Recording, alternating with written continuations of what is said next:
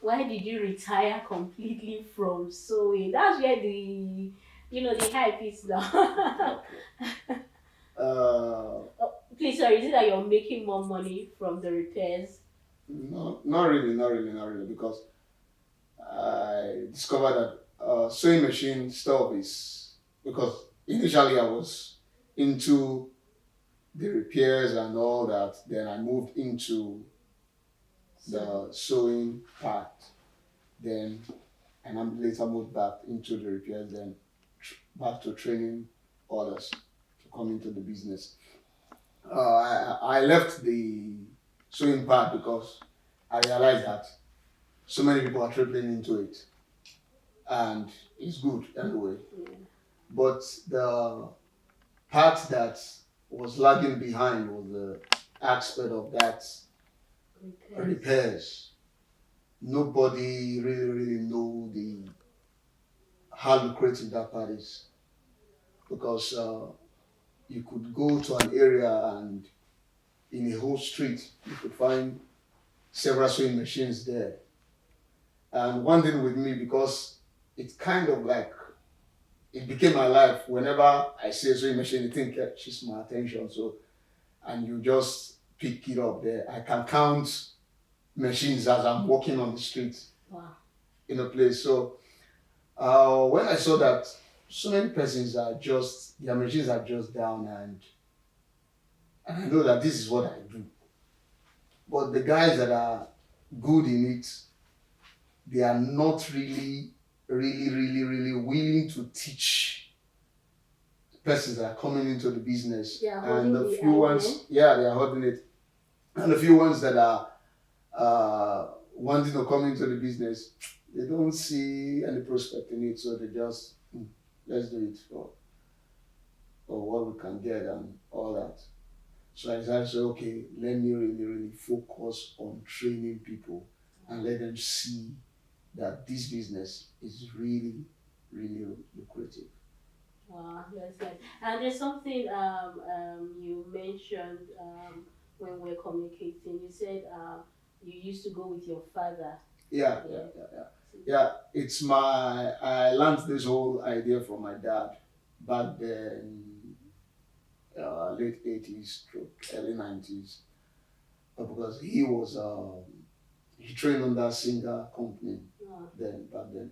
So I was just not really because I wanted to do it, but just a little boy going with him to the shop. Then I was just watching, and breaking some stuff there. At some point, when I got into secondary school, I now realized that okay, I think I can do something with this stuff. When people started calling, Oga, you can't go out now. Maybe you send somebody. Okay, who to send? Nobody, or maybe the boys are out. Okay, yeah, I'm going to school. So I just started taking interest gradually. I said, okay, maybe I can do something out of this thing. I can get something. That was how I finally got myself really involved in it from my dad. And what I hear people, men, then say, like, your son, you are teaching your son, he's good. Oh. I'll look at them like, what am I going to do with this? It's good. That's what we keep hearing. But But right now you're right really touching now, it. Any challenges so far? yeah, there have been challenges. There have been challenges, yeah, yeah. Challenges here and there, because there's nothing in life that you won't find challenges, though. There have been challenges there, but I think the spirit to overcome is always there because the mindset is like this thing can be done, Yeah. whichever way we'll do it. And I think so far Okay. we've been doing it. Prospects for the year? Mm, basically, because of the training I just rounded up with at All One West now, I think we'll really do more trainings this year because I rounded up the training at All One West the last 2 weeks, only for me to realize that in the whole of All One West and All One East local government of Edo State, they have just one person that fixes sewing machine. And I said, if that is happening in two local governments, And he said, somebody even said that the one person is not really that good. They even put his name down to come and learn, but he refused to show up. And I said, okay, this is the one that we're hearing.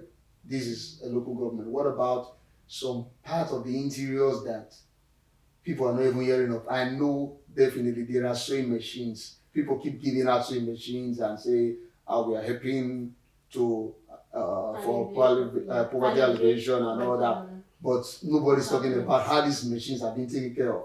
Because when they go back, that stuff is gone. And it could be a very little fault. Yeah. Most of them, they are little faults. Because when I saw some women coming for this training at Oman West, or they just came to learn, not because they really want to fix for people, just to fix their own machines. They just tell you, Oga, they just came to ask questions. How will I do this thing? How will I do this thing?